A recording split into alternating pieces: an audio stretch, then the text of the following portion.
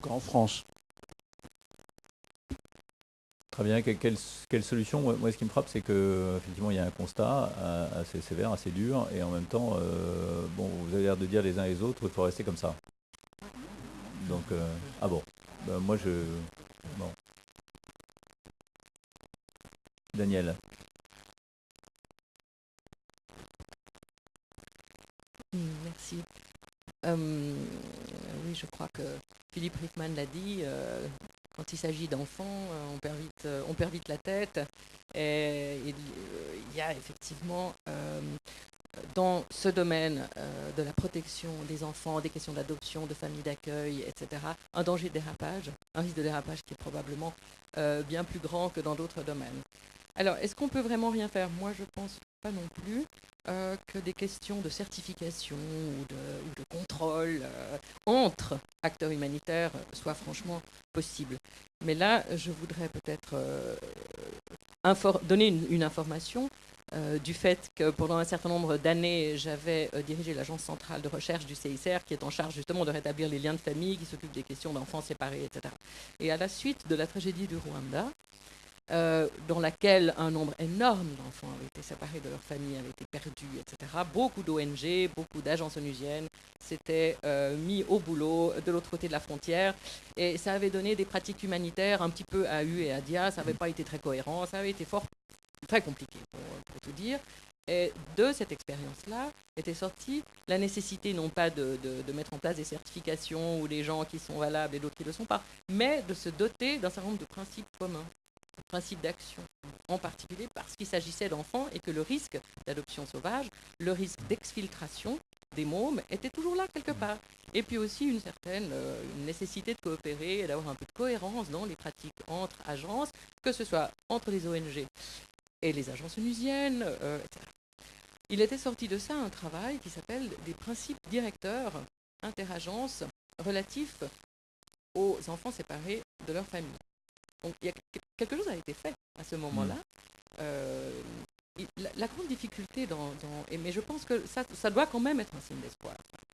La difficulté, c'est que Ça les n'a pas ONG empêché prennent... l'affaire de l'Arche de Ça Noé. n'a pas empêché, en effet, parce que en général, les humanitaires mettent tellement d'années pour déjà arriver à se mettre d'accord sur un texte. C'est très compliqué d'essayer de construire des normes ensemble. Donc c'est un processus que chaque agence ait reçu le feu vert de sa hiérarchie, etc. Ça a pris beaucoup de temps, ça a pris plusieurs années. Alors une fois qu'on l'a fait, on est tellement content de l'avoir fait qu'on a tendance à le poser un peu sur un coin de bureau et peut-être pas à le diffuser suffisamment. Mais ça veut dire que c'est possible, ça veut dire que non pas des choses très techniques, il ne s'agit pas de rentrer dans tous les détails, mais de poser un cadre, et en particulier quand on parle des enfants, ces principes directeurs interagences posaient très clairement un principe cardinal qui était de préserver l'unité des familles, un autre qui était de permettre aux enfants de rester autant que possible avec des proches, et un autre principe qui était à l'évidence de ne pas provoquer de séparation. Voilà. Il y a peut-être une piste à réexplorer, à réouvrir ou à regarder Vous voulez dire que entre sur d'autres humanitaires champs d'action, il qui seraient faudrait pas... trouver des règles Oui, communes de ce genre? par exemple. Mais à partir du moment où on fixe les règles, il faut aussi trouver un gendarme qui les fasse Oui, mais je respecter. pense que si déjà des principes sont établis, qui sont connus, qui sont diffusés, qu'il y a une communication là autour, peut-être que ça peut déjà aider un petit peu. Je pense effectivement qu'il est impossible que les humanitaires ne pourront pas prévenir entre eux, ne pourront pas prévenir des dérapages. Mais on peut aider à ce que, effectivement, dans l'esprit du public, des choses aussi aberrantes puissent ne pas exister. Ronnie Broman. Non, moi, je rejoins tout à fait ce qui vient d'être dit, tant que cela concerne l'information et la réflexion publique, c'est-à-dire la densification des représentations, une plus grande adéquation, une plus grande proximité avec la réalité et avec les complexités du réel. On n'en fera jamais assez dans ce domaine-là, et je pense que tout ce qui a été dit et qui va dans ce sens-là est bon à prendre. Pour le reste, les questions de labels, de certificats, de codes de conduite, tout ce qui va avec me semble totalement à côté de la plaque, car aucune organisation planétaire n'est à même d'intégrer dans un système organisé l'ensemble des initiatives prises ici ou là. Donc par définition, les non labellisés, qui se définiront non pas comme des non labellisés, mais comme des francs-tireurs, comme des maquisards, comme des guérilleros de la morale, trouveront toujours les plus grandes justifications, les plus imparables, pour faire leur coup, si j'ose dire. Donc il faut accepter ça. Et à la question un peu provocatrice que tu posais à l'instant, alors il faut rien faire. Pour moi, la réponse est oui.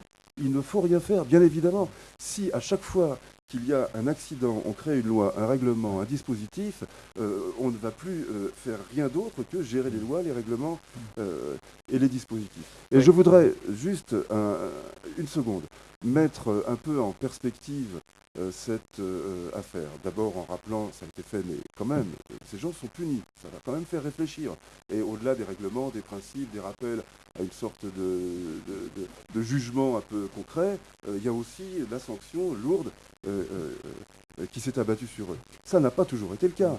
Je rappelle, on a eu l'occasion d'en discuter ici, les débordements du tsunami, 10 000 orphelins qu'il fallait accueillir d'urgence, ça a été lancé, ce genre de choses a été lancé par les organisations les plus prestigieuses, les plus en vue dans le monde. Il y a eu un début d'accueil des orphelins.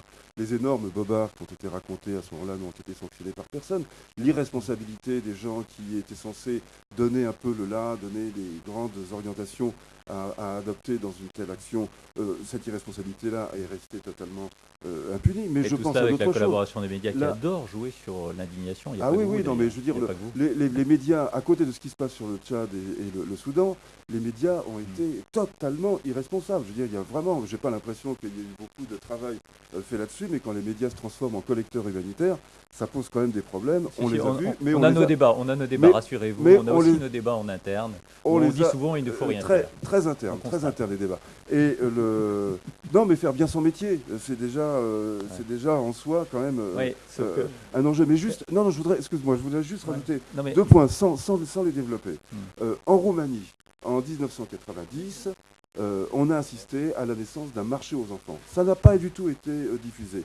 Et j'ai plusieurs exemples de familles, de gens que j'ai vus débarquer là-bas ou dont j'ai entendu directement parler, qui venaient chercher des enfants et puis qui 15 jours plus tard s'apercevaient qu'ils avaient une petite tare qui ne leur convenait pas, un trouble de croissance, un petit déficit ici ou là, et qui les rapportait comme ça. C'est-à-dire que c'était un marché au sens où on va prendre un objet, puis si l'objet est défectueux, on le ramène au fournisseur pour en changer. C'est-à-dire qu'il y avait un scandale quand même infiniment plus grand que ce que l'on a vu ici. En tout cas, au moins de même gabarit. Simplement, c'était pas au Tchad, c'était pas organisé comme ça, et ça n'a pas fait ça n'a pas eu les mêmes conséquences. Et puis, le troisième chose, je réinsiste sur le fait que les enfants et les rumeurs liées aux enfants sont des pièces de résonance affective absolument uniques. Si j'ai cité la Roumanie, c'est aussi pour désenclaver de la relation nord-sud, des rapports difficiles entre le nord et le sud,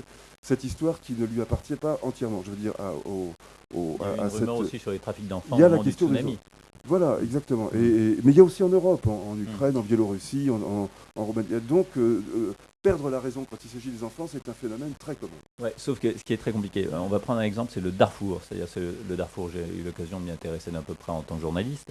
C'est une crise internationale compliquée sur laquelle il y a de nombreuses ONG, on va dire comme ça, qui projettent sur cette affaire une lecture idéologique très forte. On va parler d'Urgence Darfour, Save Darfour, etc. Toutes ces ONG qui ont capacité à s'acheter des pages de journaux. Le citoyen, le français moyen, il ne voit pas de différence entre l'appel aux dons lancé par ces ONG et l'appel aux dons lancé par Solidarité, par ACF, par MSF, etc. Donc, d'où la nécessité, malgré tout, de trouver un moyen de se démarquer de ces associations. C'est vrai que c'est très compliqué. Les conflits modernes sont compliqués de fait, et ils sont de plus manipulés, instrumentalisés par des grandes puissances, par des lobbies au niveau international, etc. Donc, ça, c'est une vraie dérive. Et c'est une question qui va se poser de plus en plus dans le monde futur. Et donc il va falloir trouver un moyen de réagir. C'est pour ça que ne rien faire.